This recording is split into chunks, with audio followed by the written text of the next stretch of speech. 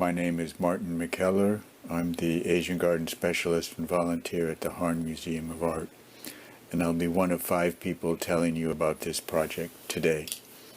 First of all, I want to say thanks to the Harn Museum of Art, without which this project would never have gotten started and couldn't have continued. And second, I'd like to say thanks to NAJGA, North American Japanese Garden Association, for their faith in this project and their enormous support and their eagerness and willingness to expand this project into something larger than what it was last year when it started. Well, how did this Gardens for Peace, or G4P as we call it, get started in the first place? It happened in Kyoto when a group of middle school students handed me a message, a handwritten, hand-designed card after I had practiced English with them. And in the card, they'd written several sentences that explained who they were. And 3 of those sentences said, "We love peace, but we hate war. We want to have a way to go toward world peace. Let's work together for world peace." When I read that again that evening in my room at the guest house, I felt very moved by their sincerity, and I immediately thought that there is some way that I could use the Keri Sensui Garden at the Harn Museum of Art to help someone promote their desire for world peace. And so here's a picture of the what the Asian rock garden at the Harn Museum looks like. This was designed by Hoichi Kurisu. It opened to the public in 2013. And this is the space that I have raked since it opened to the public in 2013. And this is a space that I somehow thought could be used to help promote peace. And with that in mind, we began to look for someone who could create a pattern that we could rake into the Keri Sensui Garden, and a pattern that could be thought of as representing their desire for world peace. And for some reason, and probably because the school children who gave me this idea were Japanese, I thought it should be someone from Japan. The question was who? We continued to think about this, and I was very lucky in a random Google search to find a article on peace that was written under the sponsorship of the Peace Media Center, which is a department of the Chugoku Shimbun newspaper published in Hiroshima, Japan. And the newspaper reporter, Yumi Kanezaki, who was responsible for this, has worked for several decades to promote peace. I wrote a cold email to the newspaper asking if I could communicate with her. And she happily responded that she would be eager to talk to me. And this is a picture of her here on the right-hand side of this slide. And I explained to her the problem that I was having. I needed someone who could think in an abstract sense of an artistic pattern that could be that people could respond to as promoting world peace. And she and I brainstormed over several different types of groups or people who might be good for this. High school art student class, for example. But one person that came to her mind was Toshika Tanaka-san. She is an artist, a peace activist, and a survivor of the Hiroshima bombing. And this is also her in this picture. She's the one on the left. And through Yumi-san, we approached Tanaka-san and asked if she would be interested in doing this. And, she'd never worked with a Keri Sensui garden before or in this manner ever, but she enthusiastically agreed to work on a pattern that would represent her desire for world peace, and a pattern that we could rake into the Keri Sensui garden. And here's a sketch she made of her designs, and the approach she used. First of all, she imagines a ring of people surrounding the earth, holding hands, and with their wish for peace emanating into outer space. And to describe this, she used the hiragana characters hei, I. So peace would be in Japanese hei wa, but instead of using the hiragana character for wa, she used a picture of a ring, which is also pronounced wa in Japanese. So when you look at this, you can see the hei, I, wa can be thought of as peace, or it can be pronounced hei, wa, wa, peace ring. And here are some examples of different arrangements that could be used. So we have different gardens who wanted to be, who were eager to be part of this project, and the gardens have different sizes and shapes. So one pattern was not going to fit every garden. So Tanaka-san's idea was that we could move the hei, I, and wa around in a pattern that fit into the garden in which it was being raked, but would still be thought of as hei, wa.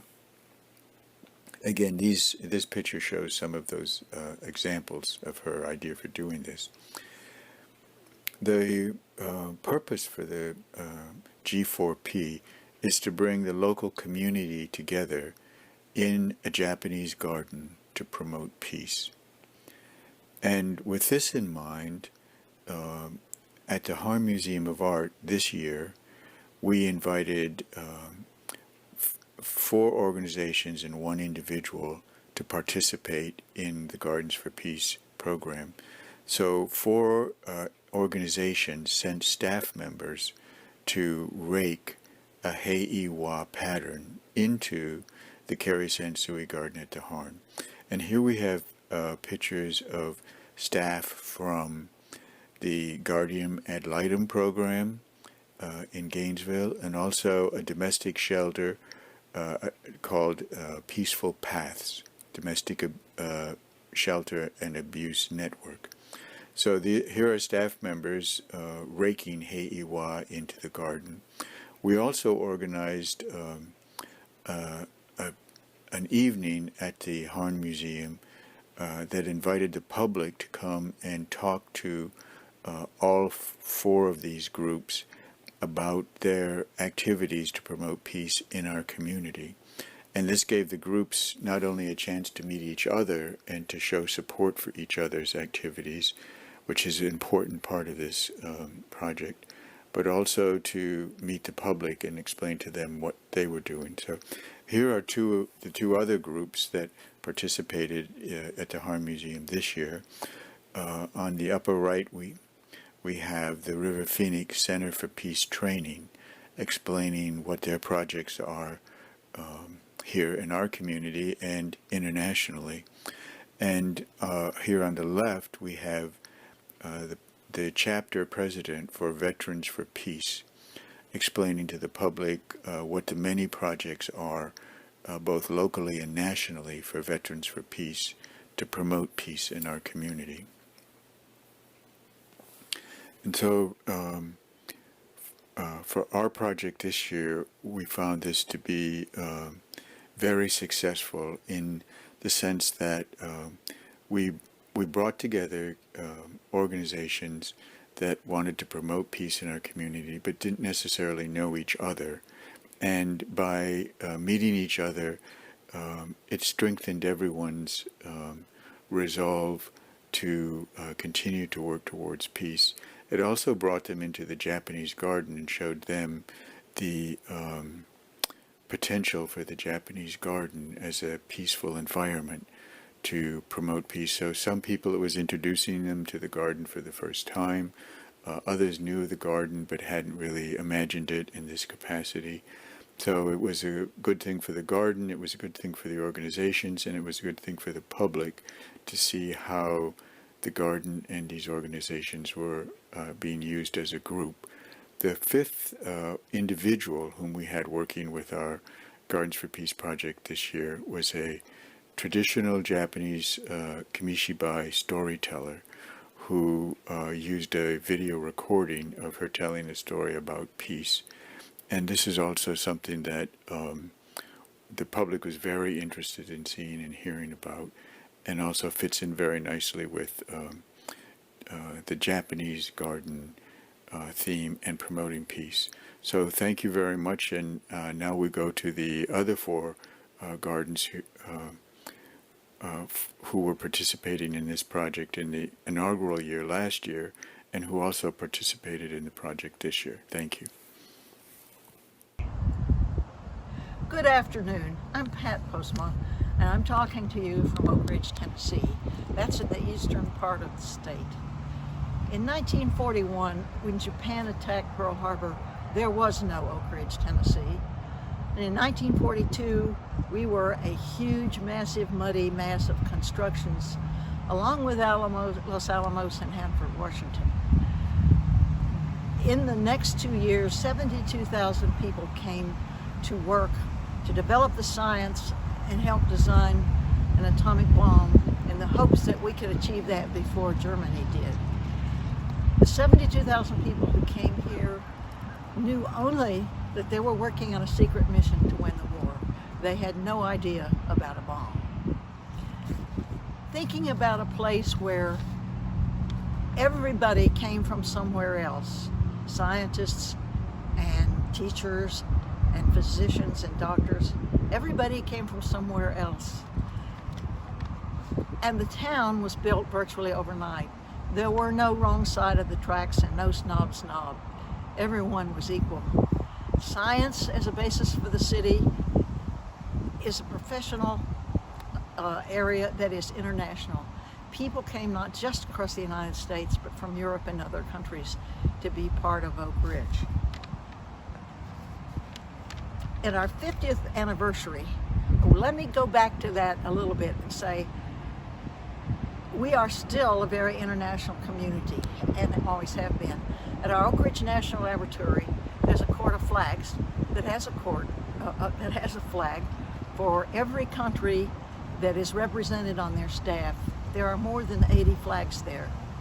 In our high school, there is a court of flags for the origins of all the students in the high school, and there are more than 29 flags at the high school, or about 29 flags. On our 50th anniversary, we thought about where we had been and who we were, and described ourselves: born of war, living in peace, growing through science. An immigrant couple, he from India and she from Japan, suggested that as a monument to record our 50th anniversary, we create a beautiful temple Bonsho bell. And that became the monument that Oak Ridge adopted. It was paid for by families and citizens in Oak Ridge and in Japan. The panels were designed by an Oak Ridge artist, and let me show you some of those.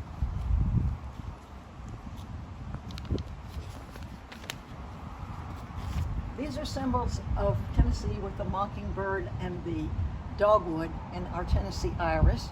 If we go around this way, we see symbols of Japan and Mount Fuji and cranes. This is a traditional design with 108 of those knobs up there, and the striker it is designed to strike this lotus blossom. And if we walk around the other sides of the bell, it has those important dates, the dates of Pearl Harbor and the dates of Hiroshima and Nagasaki, and the monument to peace that we mean this to be. The bell weighs 8,000 pounds, and it has a beautiful sound, and I'm going to ring it for you.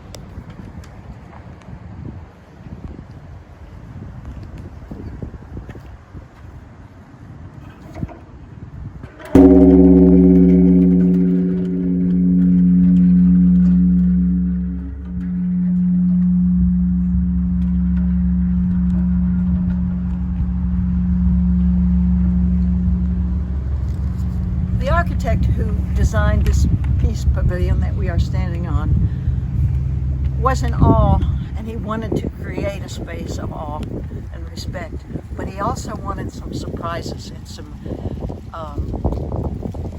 enjoyable, interesting aspects to it, and he designed it to be very symbolic. This plaza we're standing on is circular. However, if you look over here, the world is not perfect, and this is not a perfect circle here. The concentric circles that you see around the dark blue places, you see those around the plaza, and they're also mirrored by the sidewalks outside of the concrete plaza, and they're meant to represent the ripples around the world of friendship and peace. The cantilever design represents strength, the strength of Oak Ridge and the strength of our relationship with Japan. The traditional Japanese bell also has aspects of Oak Ridge's technology. He combined the technical roots and the Japanese tradition. These cantilevered beams that you see here were invented specifically for this peace pavilion. They are braided carbon fiber beams. Each one has its own curvature, which has the effect of making it feel like an enclosure, but at the same time you're underneath the open sky.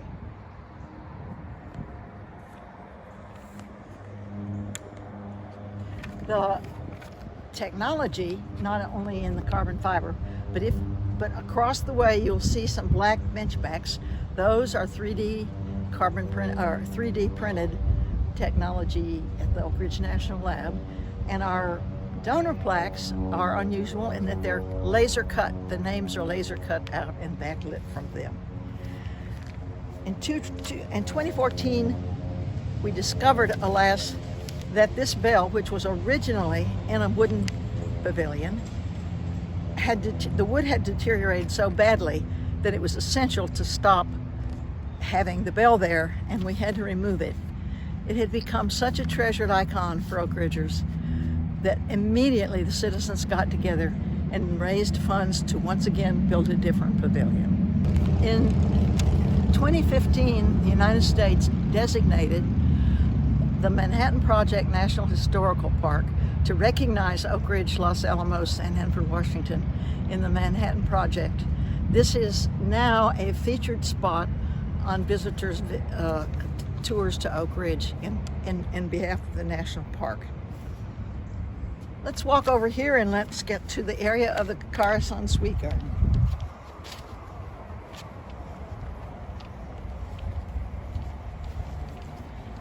You can see a little bit of it there. Our garden was truly a DIY project. The architect had designed really luscious gardens to be surrounding this Bell Plaza. That somehow never developed, and a couple of us decided we needed to do something, and we decided that our first component should be this Coruscant Sweet raked gravel garden. We knew nothing about how you do that, but we just decided we could try to figure that out. We went online and did research, and I came across 2 articles by Martin McKellar that were published by the North American Japanese Garden Association in about 2015. Martin's articles were so detailed and so lucid, I believed that we could pull this off. I just cold called Martin one day and told him about our potential project and asked him if he'd be interested in being a consultant to us and being a trainer, and he graciously consented. So we began, and the next job was to convince the town that we needed and wanted to have this.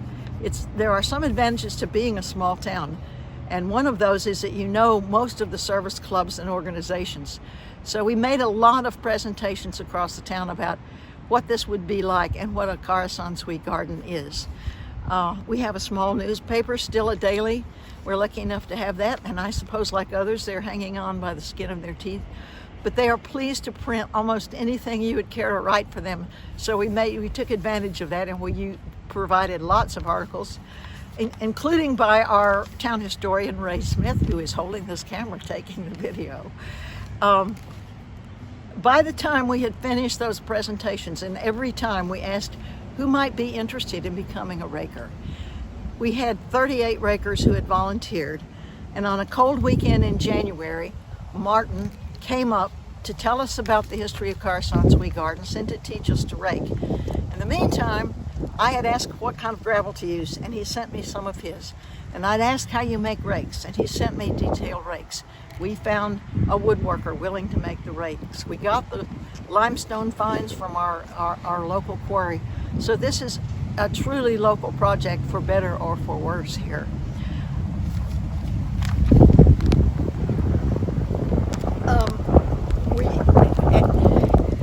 Let's go look at this up closer so you can see.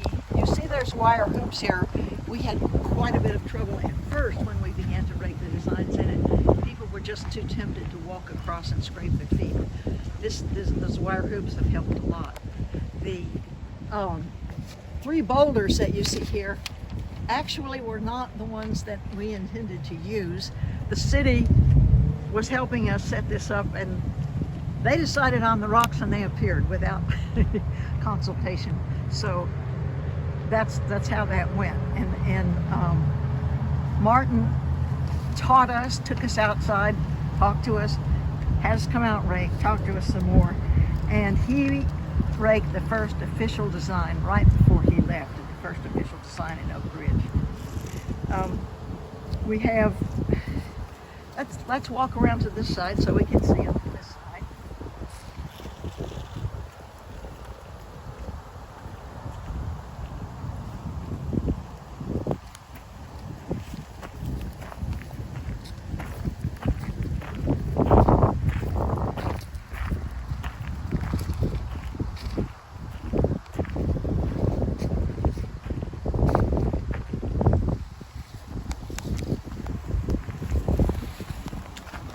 Today, this garden has about 12 loyal rakers.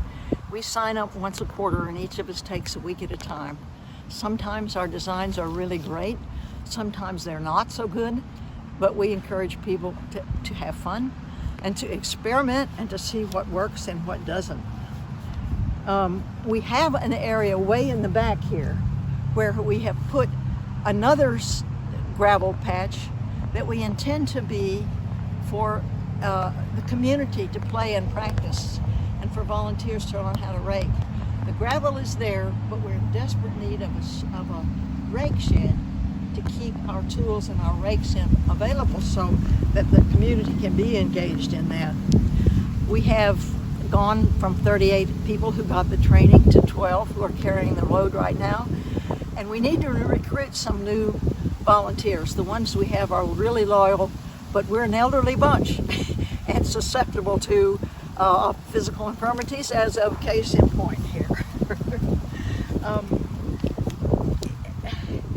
It's been a real adventure, and everyone is delighted that we've done this.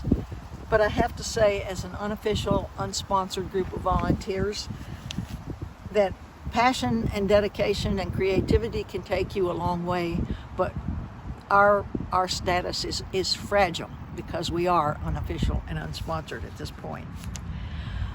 Martin invited us to participate in Peace Day last year for the first time when the NAJGA did this for the first time. And at that point, we invited Girl Scouts to participate because they'd been having their own peace ceremonies at the Bell each year. And this year, we thought differently. We envisioned a big event. We decided on a company picnic in the evening, and we would recognize people who'd been involved with the Bell. We had our architect come and talk to us about his objectives for the design that he made. I made another cold call prior to that, and I called our Oak Ridge Civic Music Association and asked if the orchestra might consider playing a concert here in the evening while we had our picnic. And to my great surprise, they said yes.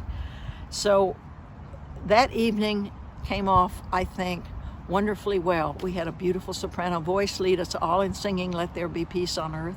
This year the Girl Scouts wrote haiku poetry to share, and we recognized the Ambuel family who had originated the idea and made the bell happen for us. It's, I think, very exciting that we've gotten this started. I think it's symbolic for the world and symbolic for our town, and I hope it puts a motivation in the city ownership of this to invest in its future and expand and grow this place and this park. And right now, as I speak to you, I'm not sure if we've started a great tradition or if we've bitten off more than we can chew.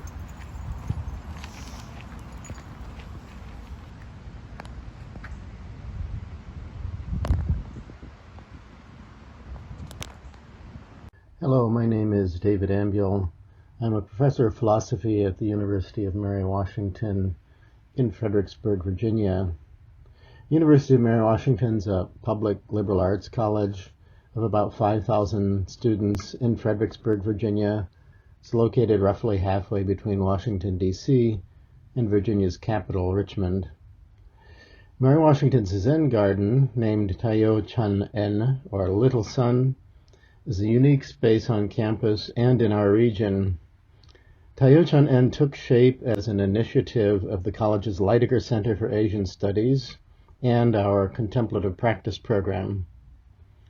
The garden was designed and implemented by Todd Stewart and Bob Chilton of Gardens Unlimited. Stewart and Chilton, fortunately, not too far from the college campus, have between them decades of experience in Japanese gardens and are specialists in bonsai. Tayo-chan En is just a few steps off the main walk that runs from one end of campus to the other, nestled in a quiet corner in the back of James Farmer Hall. As a feature of the canvas landscape, the garden's always open, publicly accessible, 24 hours a day.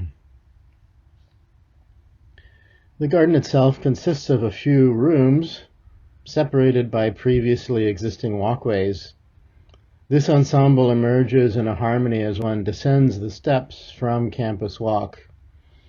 The Kare Sansui garden, representing heaven, earth, and humankind, features 3 large boulders, 2 4-ton stones, and 1 smaller 2-ton feature. The boulders came from the mountains of Tennessee, and they were in the possession of Gardens Unlimited for years, awaiting just the right home, before our Stewart and Chilton generously donated them to the College Zen Garden. The Kare Sansui garden tapers toward a white pine situated at the far end.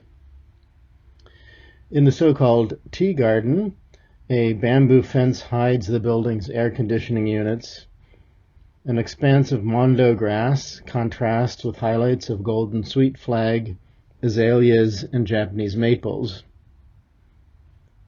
In keeping with the Japanese tradition that inauspicious spirits cannot follow a crooked path, an angled pattern of stepping stones leads to a small round stone table and stools.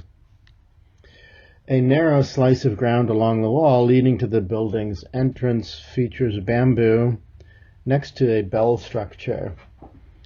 The bell structure was made of repurposed wood fashioned by UMW sculpture students. 2 ceremonial bells hang on it, one created from a fire extinguisher, another from an old oxygen tank, thus representing both fire and air.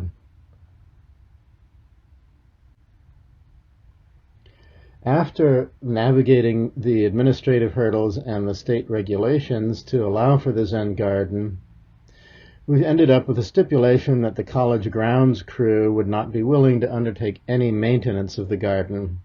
So this has made for some challenges for us, particularly during the summer months when classes are not in session, fewer people are on campus, and a grounds crew might come around blowing leaves and debris from adjacent lawns, but leave the leaves covering the mondo grass untouched, robbing it of light. With no professional staff to maintain the Zen garden, we must rely on faculty and students, but at the same time, our challenges are also our opportunities. From its very beginnings, the Zen garden has been incorporated into the University of Mary Washington Contemplative Studies program. So this program began in the fall of 2013 with the first trial run of our course, Contemplative Practice. That's a course designed to offer a practical, experiential, and theoretical introduction to mindfulness meditation and contemplative practices. From that very first course, the program's grown into a minor in contemplative studies, which is one of the first such programs anywhere in the country. For the students in the contemplative studies program, in the contemplative practice class, one of their regular assignments, each student in the class is asked to spend a minimum of 1 hour per week engaged in contemplative Zen garden maintenance. As a contemplative exercise, however, the aim of this is not the completion of a task or removing as many leaves and twigs as possible. Rather, the emphasis is on selecting and attending to one very small area with focused attention on what you are doing from one moment to the next. Students upload a before and an after photo for each week's assignment.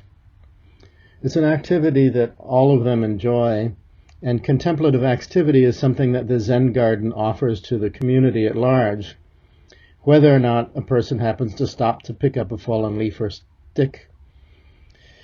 With anxiety disorders among college students now at an all-time high, our garden's a place where anyone can set aside their cares and concerns for a few minutes of contemplation and rejuvenation. The Zen garden exists here as a physical representation of the skills and values that students in the contemplative practice program develop. Skills of concentration, awareness, attention, compassion, and equanimity. Almost spontaneously after the opening of the garden in 2018, a student Zen garden club emerged. That club had a core group of students that took a great interest in garden maintenance, design, pattern raking. Unfortunately, however, our student Zen garden club was one of the casualties of the combined effects of graduations plus a pandemic. Our classes were online for over 1 year, and we are now just this fall back on campus with students on campus, but as yet have not yet been able to reinvigorate the Zen Garden Club. So that remains for us a major goal and challenge for this year.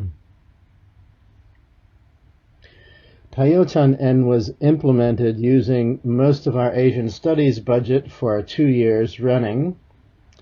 And without any professional staff, we rely on students and interested faculty for regular maintenance that must be done. But for large-scale maintenance, we have to depend on donations. The university administration does recognize that the Zen Garden brings a special value to our campus, and one that's not represented by anything else that we have. So as things do continue to advance towards a post-pandemic new normal, we anticipate we'll eventually be able to secure an annual line item in the university budget for the garden to help secure for future development. Keeping a garden that's accessible 24/7 on a college campus also poses its own special sorts of challenges. The Kare-sansui garden can sometimes be a target far too tempting for college boys who have arrived fresh out of high school and whose sense of humor has not yet matured beyond middle school. I'll leave it to you to imagine the drawings. It doesn't require a very powerful imagination. This is a sporadic issue. Usually doesn't take too long to resolve when it crops up, and that's usually only at the beginning of a new school year. The Kare-sansui space is marked off by a low fence of bamboo hoops. These hoops are getting close to being in need of replacement now, So that's become the occasion for a small dilemma. The space is triangular, with the building on one side and walkways on the other two sides. Ideally, there would be no barriers at all separating the garden from the adjoining space. The assumption has been that leaving it completely exposed would create too enticing a shortcut to the door, and that would be impossible to prevent people from traipsing right across the patterns. Soon we need to decide whether and how to experiment with eliminating the barriers altogether or a portion of them, seeing if that works or seeing if we have to devise something else. The Gardens for Peace initiative has been the sort of project that has very much helped us realize the goals of our garden, bringing people together and building community in a shared space for contemplation and reflection. It's been the perfect sort of event to raise awareness of the Zen garden in our campus community, promote greater and wider participation, and we look forward to designing and implementing future incarnations of Gardens for Peace and other similar initiatives.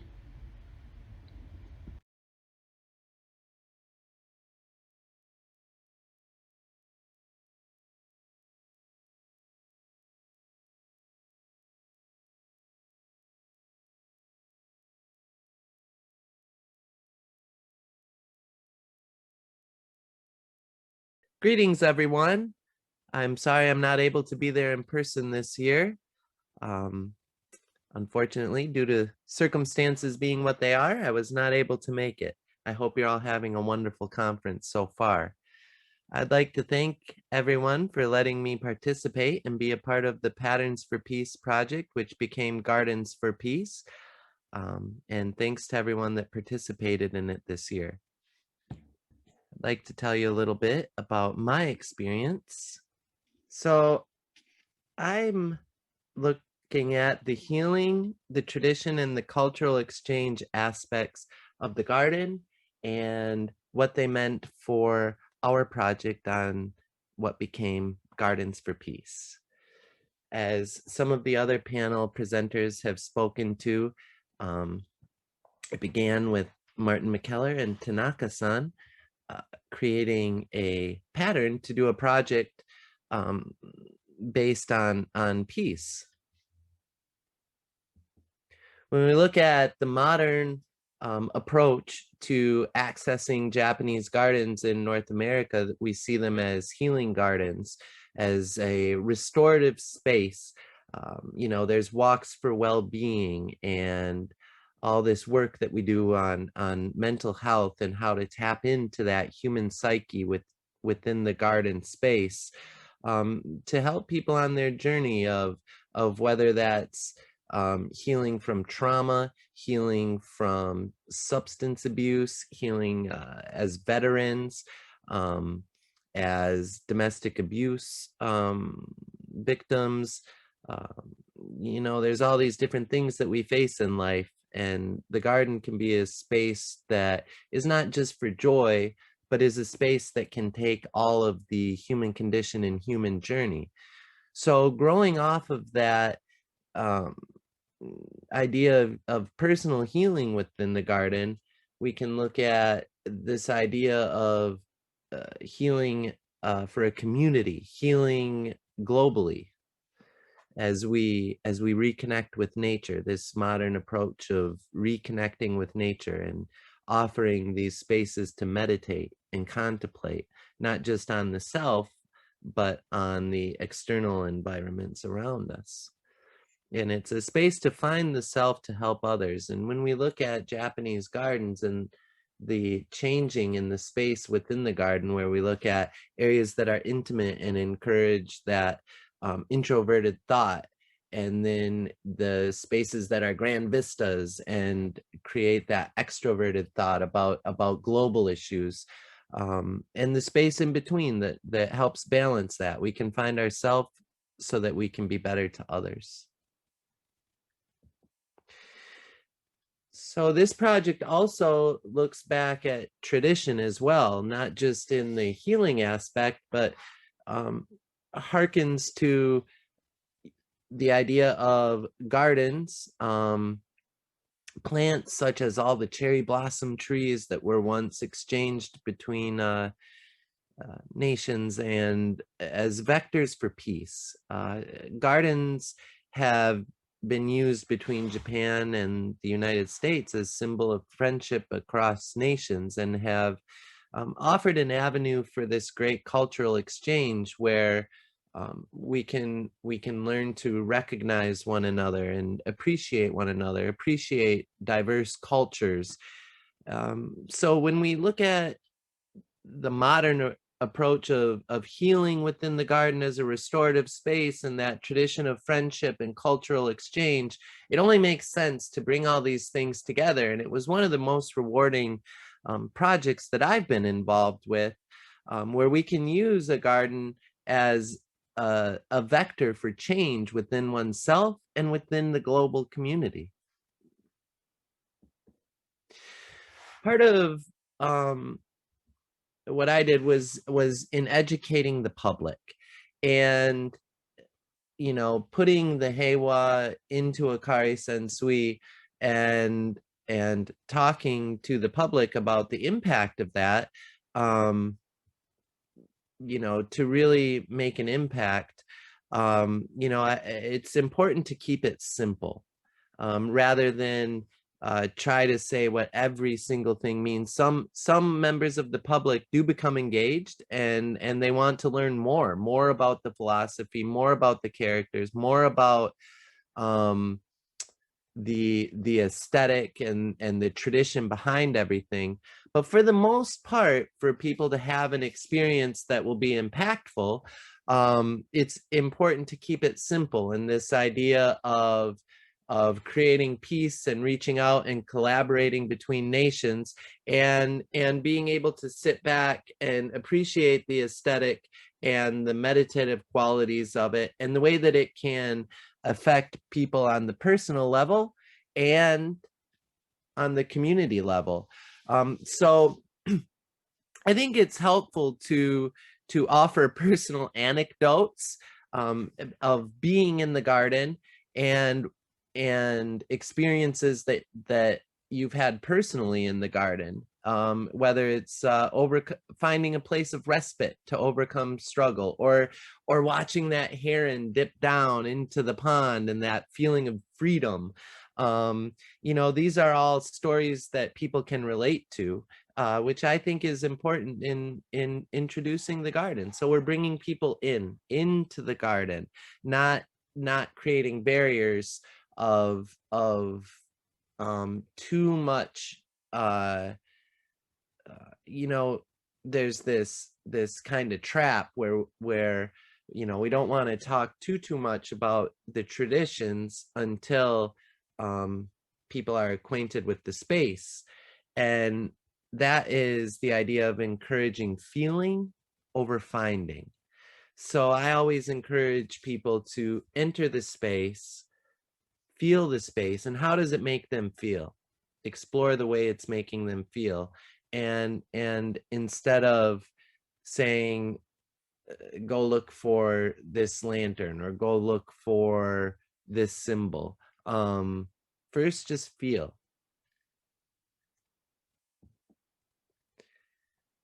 So with Heiwa, it can start at the personal level, where we heal from trauma, where we heal from mental health issues, depression, anxiety. The list goes on and on and on. The world can be a difficult place with all the demands of the fast pace and technology, and right now especially all the loud voices that are all the loud divisive voices that stop us from seeing each other as all one people. And it can reach from that personal change to the communal and eventually to the global. I remember Ken Brown talking about finding our better angels in the garden. And that really struck a chord with me. When I would see people walk through a garden of all different races and religions and sexes, and there was no fights, there was no bickering, there was no debates, there was just a quiet understanding and respect for the other people that were in that garden space. So if we can start at the garden and work our way out from there, that's a beautiful thing. And it was really just an incredibly rewarding experience for me. And I hope that as many people as can get involved with the Gardens for Peace project, because it is important, and there is no greater use of a garden than to promote personal well-being, community engagement, and global peace. That is the root of what a garden can be and what a garden is for. We can bring nature in, we can bring symbology in, we can bring all sorts of facets in to affect the human psyche. But at the end of the day, the goal is really to affect the human psyche in a way that can promote a better world.